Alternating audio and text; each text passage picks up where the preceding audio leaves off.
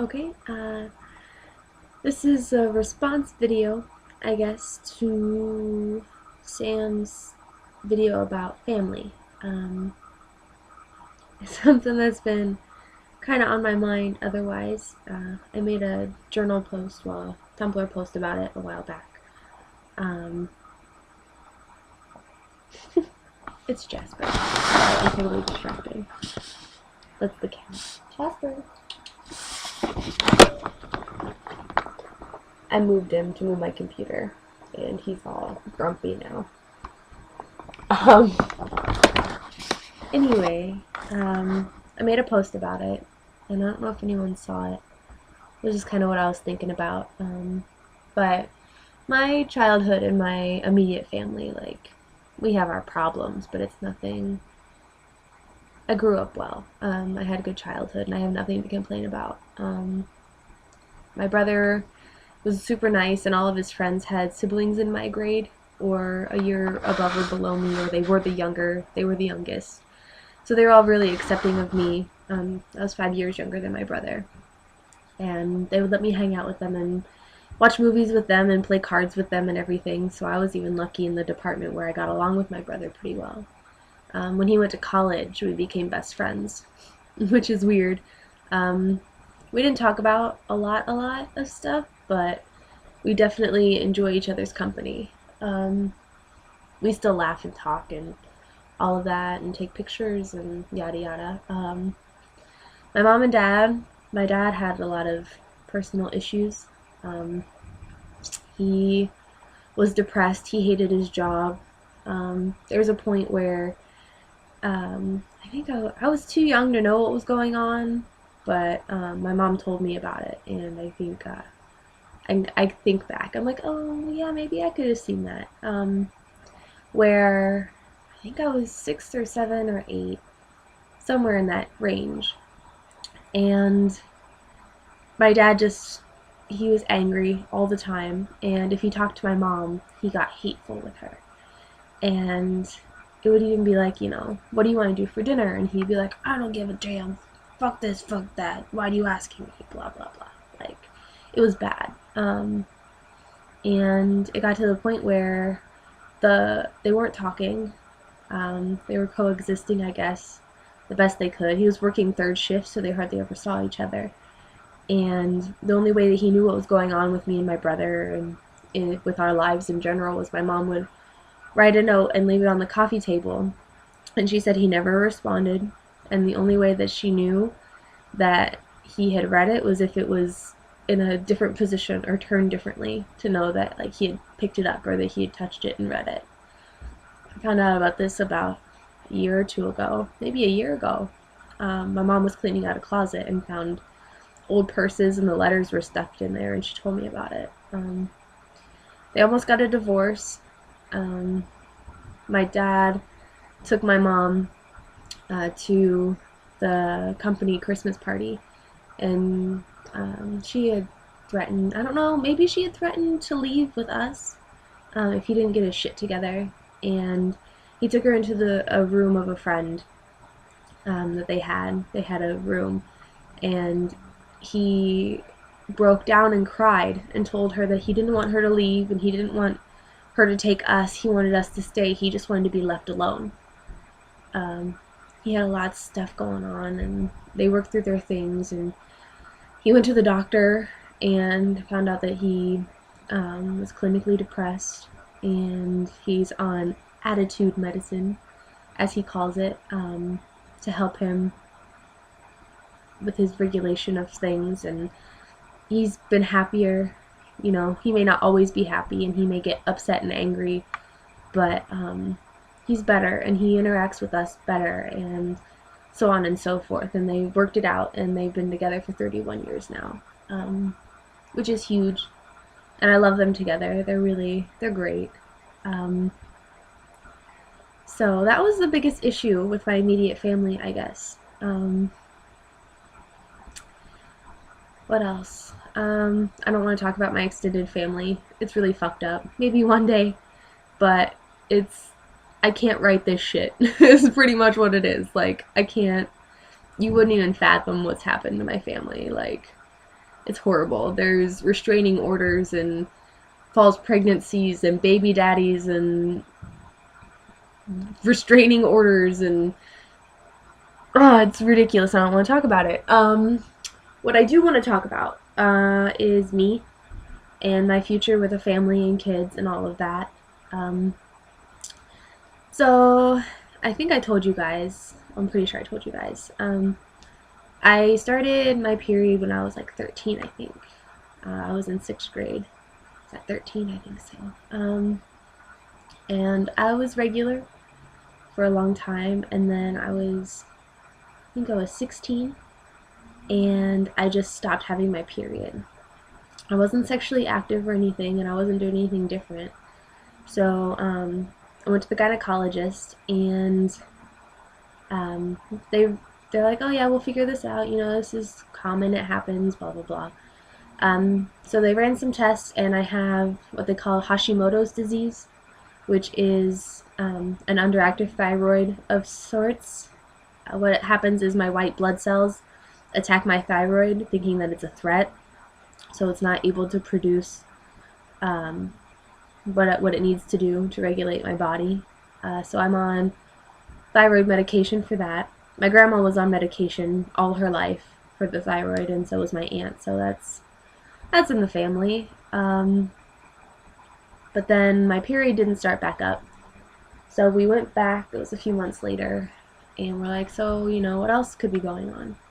And they drew some blood and they did some tests, and it turns out that I have polycystic ovary syndrome, which is pretty much where my ovaries create the eggs, but they're not so great at releasing them.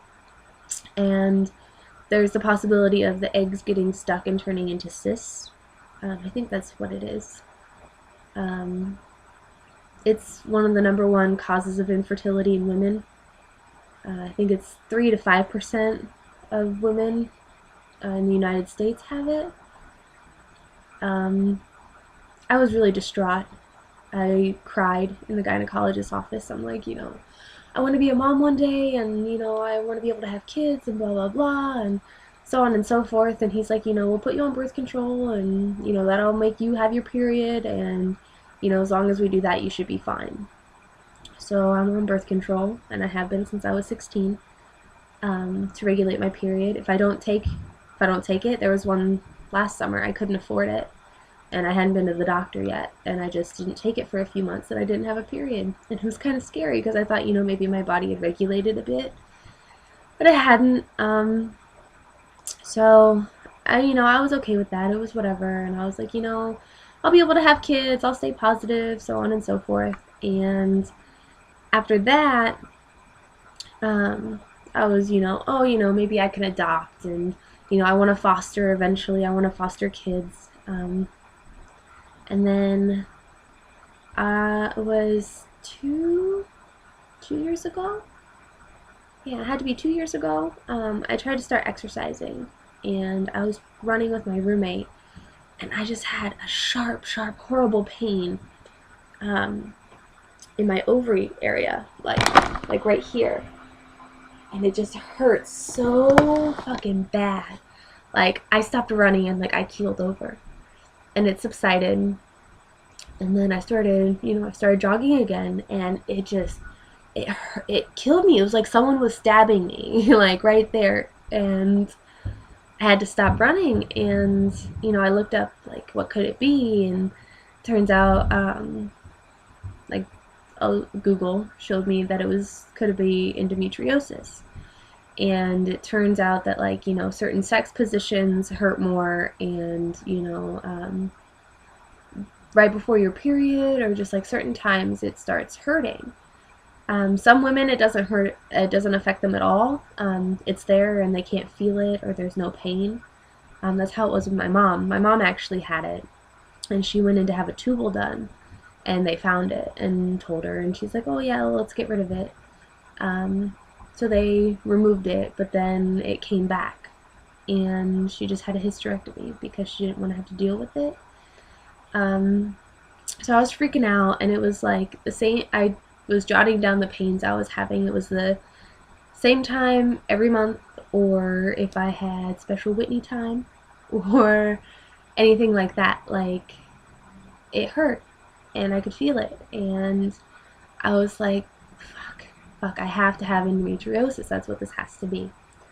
So I'm freaking out. I talked to my mom, and she's like, we'll get this figured out, yada yada. And I'm just like, here's another thing against me. I'm not gonna be able to have kids, and I'm on the brink of tears whenever I have pain, and it's not just the pain; it's the emotional, like, sadness of it.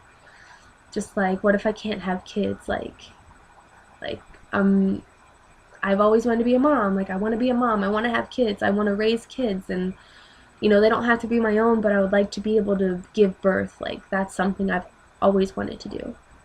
And so I went 2 summers ago, 2 years ago this July. I went, and the only way that they can figure out if you have endometriosis is if they actually go in and look with the camera. So I have a scar on my belly button right here, and then I have 2 X's right here, right above my ovaries. They sent a camera through my belly button and then went in, and they found the early stages of endometriosis.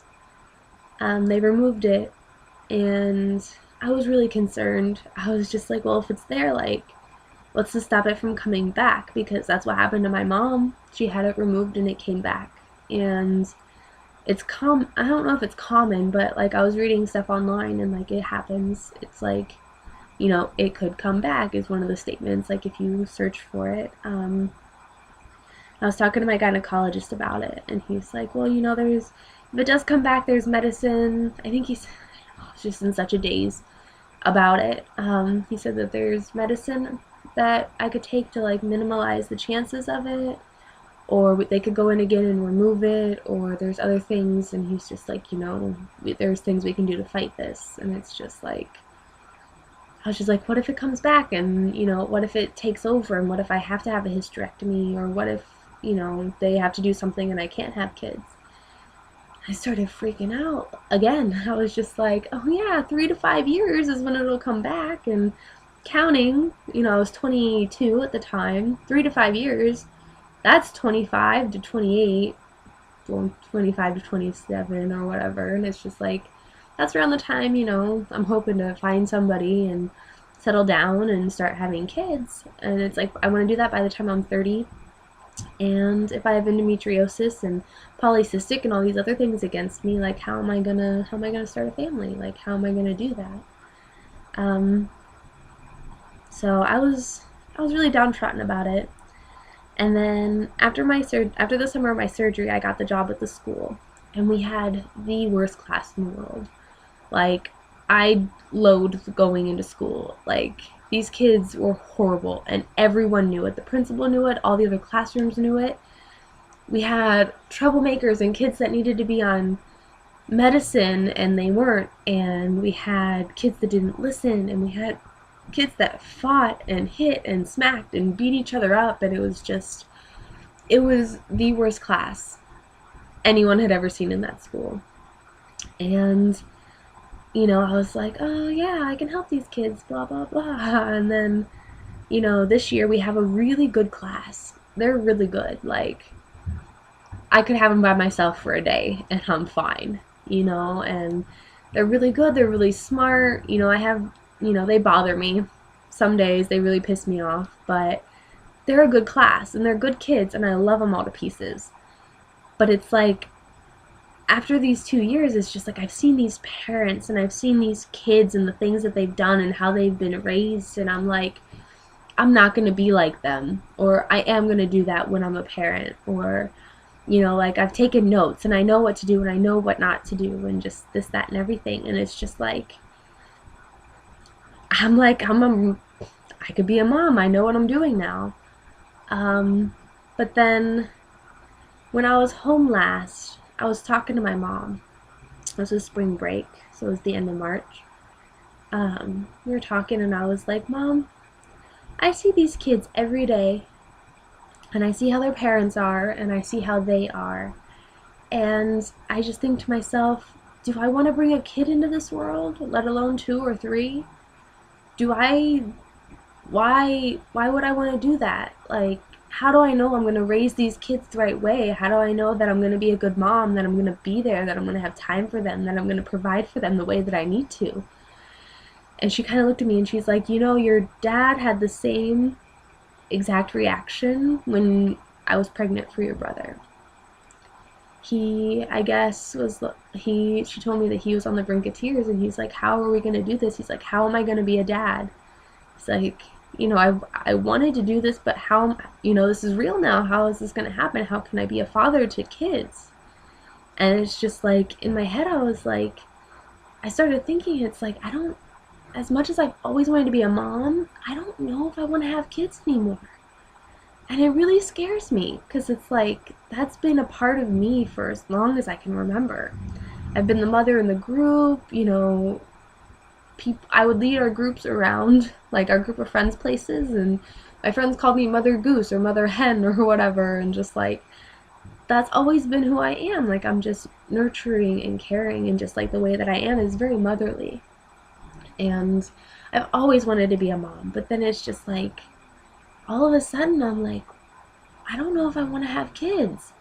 Like, I don't know if I want to get married. I don't know what I want to do. And it's kind of scary for me because it's like, that's always been certain for me. Like, I've always wanted to get married and have kids. But now I'm just like, I like being independent. I like being on my own. Like, I like not having to depend on somebody else. And it's like, I've never been in a relationship really, a stable one at least. And I don't know if I can trust anyone to be with them. Like, I've never been given reason to trust any guy or any person to help take care of me. I've always taken care of everybody else, and I'm kind of tired of doing that.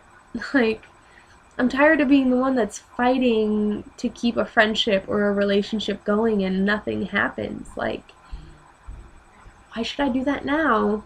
Like, and then if I'm not in a steady relationship, if I'm not in something where we're taking care of each other, how can I take care of a kid? Even if I'm by myself, how can I take care of a child or two or three? Like, I can barely take care of myself right now, and who knows what it's going to be like in a few years. And it's just, it's a serious thought that I'm like, do I want to have kids? Do I want to get married? Do I want to go through the trials and tribulations of being married and possibly getting divorced and all the messiness of that and having kids and what the kids go through? And it's just, I've seen it and I don't like it. I don't. It's horrible and it's saddening, and I don't want to put kids through that. I don't want to put myself through that. I don't want to force my kids to have to go, you know, if something happens, I don't want to force them to go through, this is, you know, mom's better, dad's better, and mom bought me this and dad bought me that, and my mom said this about my dad, and, you know, just like feelings and harsh stuff. And it's just like, these kids are 3 in my classroom, 3 and 4, and they've been through so much, some of them, and it's just like, I couldn't imagine putting kids through that. And I just don't know what my life's going to be like, and I don't know if that uncertainty of my life is something that I can put on these children, hypothetical children of mine. You know, like, what if, you know, if a relationship goes sour now, then, you know, that's just my feelings. That's just, you know, me getting through stuff. But if I have a kid with somebody, that's huge. Like, they're going to be going through the emotional stuff just as much as I am. And who's to say that I'm going to see that? You know, like, these parents here, like, you know, now that I've seen it, you know, I know what it looks like. But it's just like, these parents here are just fucking crazy sometimes. And, like, they're pinning the kid against the parents, each of them. And it's just like, I don't know. I don't know. And I know things can work out. Like, I can be optimistic for myself. I know things could work out, and I know I could find somebody and we could fall in love and have kids, but it's just like, I don't know what I want to do with my life. You know, like, I want to be a screenwriter. I want to work in television, and I possibly, you know, I would work for an independent film company. I would love that. And, you know, I would also like to be a high school English teacher.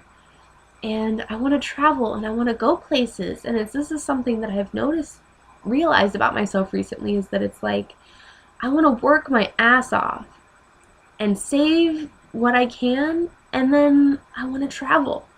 I want to go everywhere. I want to see places, and I feel like I can't do that if I'm in a relationship or married or have kids. Like, I see my life going in such a different way than I have the past 20 some years of my life. And that's scary for me, just as much as not knowing what I want to do with my life. It's scary for me that my idea of my future has changed. And I think the scariest thing is disappointing my family. Not that they would be disappointed, but it's just they would be, you know, about me not having kids if it ends up that way. Because my brother and sister-in-law have my niece Zoe, who is the most adorable baby in the world, and I love her to pieces. And it's my mom and dad's only grandbaby. And they see her every once in a while because my brother and sister-in-law live kind of, you know, they live 2 hours or so away. And they don't know if they want to have any more kids.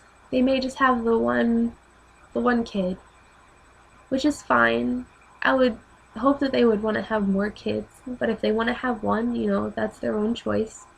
But if I don't have kids, that leaves just Zoe for, you know, a grandchild for my parents. And that just is, part of me just feels like that's not fair to them.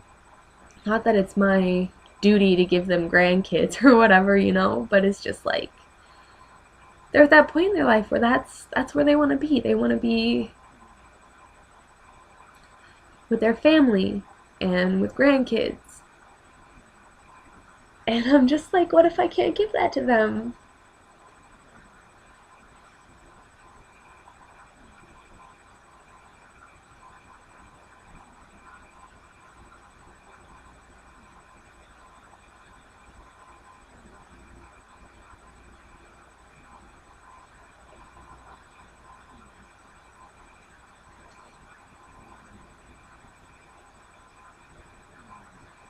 And it's just like, they've done so much for me.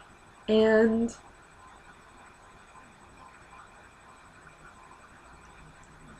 I feel like they'll support me no matter what I choose or whatever I do.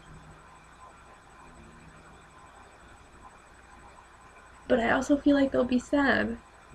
And I don't want to be the one to make them feel like that. But I have to do what's right for me or what I'm feeling. And it's kind of a mess because I know they'll be happy for me, but they'll be sad, and I know that I'll be happy with whatever I choose, but then I'll be sad because I've disappointed them.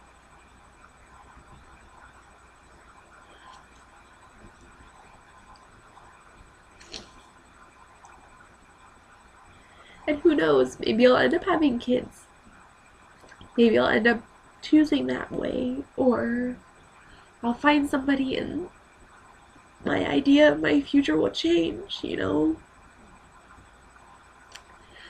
But right now, the way that I want to live my life is different than what I expected. And I guess we'll see what happens. But that's my response to you, Samantha. It was something on my mind, so I wanted to talk about it anyway. So hopefully, you know, I didn't bore you or make you sad or anything, because I would hate to do that. This has been very therapeutic, though, being able to talk about things, to know that people I care about are hearing me. I hope we continue to do this for a long time, even if it is just silly stuff or serious stuff or anything. This has been good for me, and I feel like it's been good for everyone. I love seeing you guys and hearing your stories and what you've got to say, and I love listening. And I love you girls to pieces, and I'm so glad I can share this part of me with somebody, with the 5 of you, because I feel like I haven't been able to do that in such a long time. I talked about in my first video when Priscilla left, or when she mentally checked out on me. I feel it's been two, maybe more years uh, that I felt like that.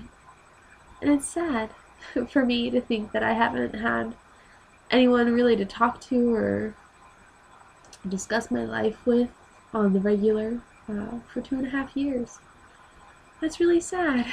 And I'm glad I can change that now. And this has been a going on 26-minute video about me and stuff. And I'll continue to keep videoing. And I can't wait to see everybody else's stuff. I love you guys. And I will talk to you all later. I love you.